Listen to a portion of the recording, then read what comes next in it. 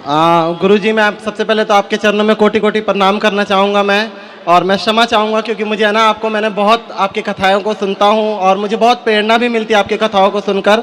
और मुझे थोड़ी घबराहट हो रही थी, तो इसलिए मैं बैठा हूँ आपके सामने, तो इसलिए मैं बताइए। क्षमा चाहूँगा। और मैं एक मुस्लिम धर्म से हूँ और मैं ये पूछना चाहता हूँ, मैं सनातन में आ तो गया हूँ, पर मैं ये पूछना चाहता। आप मुस्लिम हैं? हाँ, क्या नाम था आपका पहले? मेरा पहले जावेद नाम था। जावेद। काफ़ी लोग जानते भी होंगे। तो आपने हिंदू धर्म अपना लिया? हाँ हाँ, क्योंकि सबसे पहले मैं एक बात कहना चाहूँगा, क्योंकि काफ़ी लोग मुझसे कहते हैं कि तुम हिंदू बने हो। हिंदू तो मुझे नहीं लगता कि कोई किसी को बना सकता है, क्योंकि हिंदू पैदा ही होता है, मेरा वाह, मानना ऐसा है। बिल्कुल। और ये मुझे ना किसी ने ब्रेन वॉश करा और ना किसी ने कुछ कहा, ये एक ठाकुर जी की कृपा हुई, तब मैं सनातन में आया। जी। वैसे किसी ने मुझे, या मैंने किसी को देख के सीखा, या ऐसा कुछ भी नहीं था। तो मैं सभी लोगों से ये कहना चाहूँगा, और मेरे जो फैमिली वाले हैं वो भी आज तो आपके फैमिली वाले आपका विरोध नहीं करते कि तुम कहाँ अभी चल? मैं अभी इतना डिप्रेशन में हूँ, पूछो मत। मुझे फ़ोन आ रहे हैं फैमिली वालों के ज़्यादा आ रहे हैं, बाकी अदर तो कोई कुछ भी नहीं कह रहा, पर फैमिली वाले का आज भी मम्मी का फ़ोन आया और वो कहने लगी हमसे कोई मतलब नहीं, हम मर भी गए हैं तो हमारा मुंह मत देखियो तू, हमारी वजह से पूरे रिश्तेदार तेरी वजह से हमें पूरी वो कर रहे हैं, और मतलब हमसे रिश्तेदारी टूट गई है, हमारी एक लड़की है उसकी शादी करनी है, तेरी वजह से उस लड़की की भी ज़िंदगी ख़राब हुई है। तो महाराज जी, मैं ये पूछना चाहता हूँ कि ठाकुर जी से मेरी एक शिकायत है हमेशा कि या तो मुझे पहले इधर का कर देते या उधर का कर देते, ये बीच में ला के मुझे इतना परेशानियों में डालना, और उनको मैं छोड़ नहीं सकता। मैं सास्ते छोड़ सकता हूँ पर मैं ठाकुर जी को नहीं छोड़ सकता। किन को नहीं छोड़ सकते आप? मैं ठाकुर जी को नहीं छोड़ सकता, भगवान जी को नहीं छोड़ सकते? नहीं छोड़ सकता सर। फिर आप सही रास्ते पर हैं। तो मैं एक चीज़, मेरा एक सवाल और था कि मैं जगन्नाथ मंदिर में जा सकता हूँ क्या? कि जगन्नाथ जी के मंदिर में अब तो आप इन्हें धर्म बदल लिया है, आपने धर्म परिवर्तन कर लिया अपना। हाँ जी। वैसे देखो, धर्म परिवर्तन करने की ज़रूरत ही नहीं पड़ती। हमारे ठाकुर जी जो है ना, हमारे भगवान कभी ये नहीं कहते कि तुम हिंदू हो जाओगे तो ही हम तुम्हें मिलेंगे। हाँ, भगवान तो कहते हैं कि तुम मुसलमान भी हो, और यदि तुम उसी रूप में मुझे प्रेम कर लोगे तो मैं उसी रूप में तुम्हें प्राप्त हो जाऊंगा। हमारे भगवान कभी नहीं कहते कि तुम धर्म बदलो। नहीं, रस खान जी को उसी रूप में, उसी लिबास में प्राप्त हुए थे भगवान।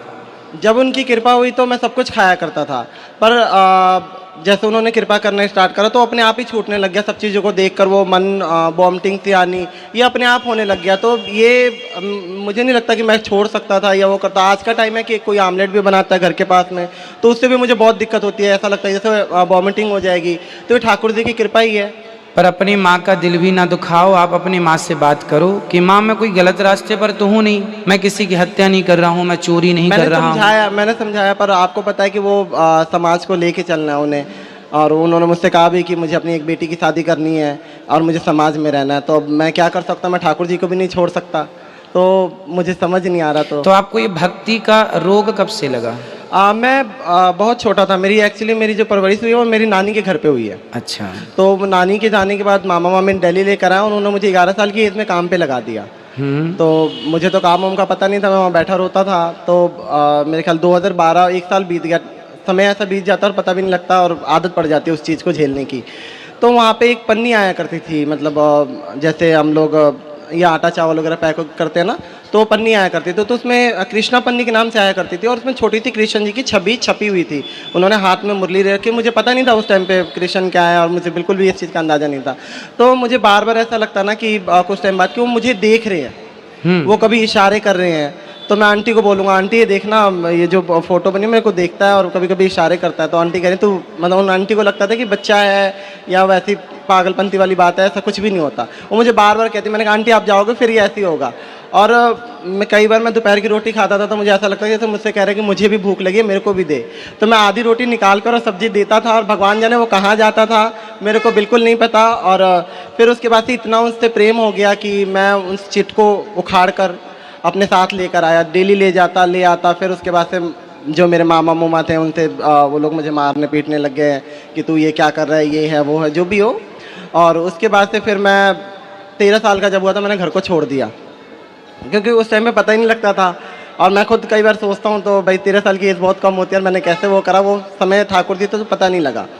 तो मुझे लगता है कि ठाकुर जी की कृपा है, और ये वहीं से हुई है। किसी ने ना मुझे सिखाया, ना मैं जिस फैमिली में काम करता था वहाँ भी ऐसे नहीं कह सकते कि वहाँ पे बहुत ज़्यादा भक्ति थी, वहाँ पे नॉर्मल भक्ति थी। तो ऐसा कुछ भी नहीं है। तो ये मुझे कई लोगों की शिकायत है कि मुझे मेरा ब्रेन वॉश किया गया है या वैसा किया, तो ऐसा कुछ भी नहीं। किसी सनातन ने, किसी ने भी मेरा ब्रेन वॉश नहीं करा। मैं अपनी मर्जी से आया हूँ और मुझे उसमें भी कोई दिक्कत नहीं थी कि मैं दोनों को लेके चल रहा था, पर लोगों ने मुझे इतना परेशान कर दिया तो मैंने वो धोबी का कुत्ता घर का ना घाट का, वो वाली सिस्टम हो गया था। मैंने कहा फिर सनातन में आ जाऊँगा, क्योंकि मैं कान्हा जी को नहीं छोड़ सकता। तो अभी कहाँ रहते हैं आप? अभी मैं दिल्ली में रहता हूँ और ठाकुर जी की थोड़ी दया हुई तो ब्रजवास कर लूँगा बहुत जल्द, और आपका आशीर्वाद रहा तो गुरु जी। बिल्कुल ठीक है। सनातन धर्म में और मुस्लिम धर्म में क्या अंतर लगा आपको? आप तो मुसलमान में जन्म लिए हैं और सनातन को फॉलो कर रहे हैं, ये बताइए दोनों में क्या अंतर? ये लोग लड़ते क्यों हैं धर्म को लेके? मुझे तो ये पता नहीं, क्योंकि मैंने इतनी उन चीज़ों में पढ़ाई नहीं कर रखी। सनातन मुझे ऐसा लगा कि सनातन एक शांत धर्म है जहाँ मन को शांति मिलती है, और किसी के लिए मतलब किसी जानवर को काटना पीटना नहीं होता। तो सनातन इसलिए भी बहुत ही अच्छा है क्योंकि हम किसी का जान लेकर अपना त्यौहार वगैरह नहीं मनाते जी। जैसे कि होली हो गई, दिवाली हो गई, तो कभी भी ऐसा नहीं होता कि किसी हमारे यहाँ दीपक जला करके त्योहार दीपक मनाते हैं। जलाकर और मिठाइयों के साथ। तो ये बहुत अच्छा है और अच्छा लगा सनातन बहुत। और अब भी मैं सनातन में ही हूँ तो मैं अपने आप को सनातन ही मानता हूँ। बिल्कुल, आप पूर्ण सनातनी हैं। इस धरती पे प्रत्येक जीव सनातन ही है मेरे भाई। रास्ता भटक गए हैं लोग, बस ये समझो, रास्ता भटक गए हैं लोग। किसी धर्म में किसी की हत्या करना जायज नहीं है। आपको क्या लगता है, किसी की हत्या करना सही है? नहीं, ये तो बिल्कुल गलत बात है, क्योंकि धर्म को अगर वैसे भी लेके चलें तो धर्म को ना के लेकर भी चले तो लोग एक्चुअली बहुत सनातन जो लोग खाते हैं उनसे भी मेरा वो चाहे जो भी खाए वो, क्योंकि जान सबके अंदर होता है। मैं पहले छोटा था तो मैं जाया करता था मुर्गे की शॉप पे, तो वहाँ एक मुर्गा इतना तड़पता है कि उसको देखकर अब जब देखता हूँ तो मुझे ऐसा लगता है कि भाई क्या हो रहा है ये उसके साथ। वो इतना तड़पता है, अगर कोई जाके उसको करता हुआ देख लेना, मैं लोगों को कहता हूँ कि छोड़ दो, तो लोग कहते हैं कि हम थोड़ी ना काट रहे हो, तो वो काट रहा है। तो सर ये गुरुजी मैं चाहूँगा इसके ऊपर भी कुछ आप बताएं कि जो लोग ये कहते हैं हम नहीं काट रहे हैं, वो काट रहे हैं, हम जान नहीं ले रहे हैं।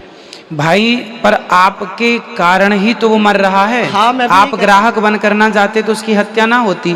तो मेन जिम्मेदार हत्यारे तो वो ही हैं जो ग्राहक बन के गए हैं, और गुरुजी असली हत्यारे वो हैं। मेरा एक सवाल और भी है कि बहुत हमारे सनातन लोग हैं जो इन लोगों को किराए पे दे देते हैं, जो मुर्गा काटते हैं, जो भी धर्म से मुझे नहीं पता, पर उनके लिए भी कुछ आप मतलब उनको इस चीज़ का पाप लगेगा नहीं लगेगा? बिल्कुल पाप तो देखो किसी की, हमारे सनातन धर्म में तो लिखा है अहिंसा ही परमो धर्मा। हमारे यहाँ तो चींटी को भी आटा डाला जाता है, कुत्ते को रोटी, गाय को रोटी निकाली जाती है। जीव मात्र की रक्षा करना, जीव मात्र की सेवा करना। हमारे यहाँ एक राजा हुए हैं जिनका नाम है राजा शिवी, जिन्होंने एक पक्षी के लिए अपने शरीर का बलिदान दे दिया था, काट करके दे दिया था। एक पक्षी की रक्षा के लिए उनकी गोद में एक पक्षी उड़ के आ गया, तो जिसने पकड़ा था उसने कहा ले दो हमें, हम इसको खाएंगे। अब राजा ने कहा मेरी शरण में आ गया, मैं नहीं दे सकता।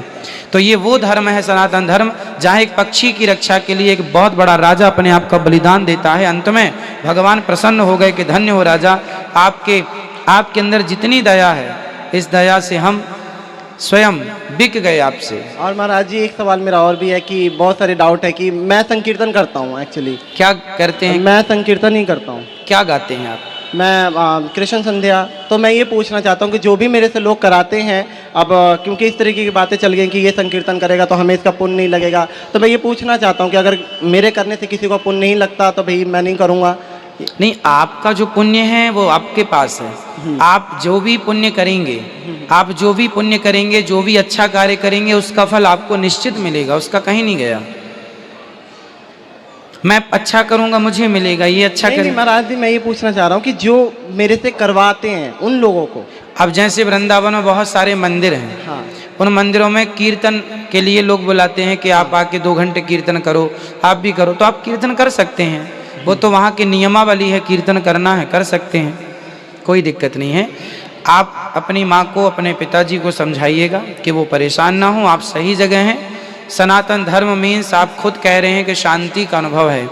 पूरी दुनिया आज नहीं कल इसी शांति की ओर बढ़ेगी जिस शांति की ओर आप आज बढ़ गए हैं।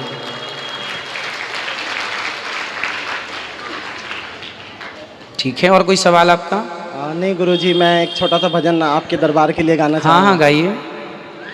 मुरारी में रहमत के सदके तुम्हारी, मुरारी मैं रहमत के सदके तुम्हारी, जो चरणों में ये सर झुकाना मिला है। बड़े भाग्यशाली हैं वो तेरे बंदे, जिन्हें आप सा आशियाना मिला है। महाराज जी मैं कहना चाहूँगा कि जितने भी लोग हैं वो बड़े भाग्यशाली हैं जो इस कथा पंडाल में बैठे हैं, और हर सवाल का मुझे आज लगा कि कुछ जवाब मुझे मिला जो मैं खुद तलाश रहा था। तो इसके लिए मैं बहुत बहुत आपका धन्यवाद करना चाहूँगा। राधे राधे, जय श्री कृष्णा सभी को। खुश रहिए।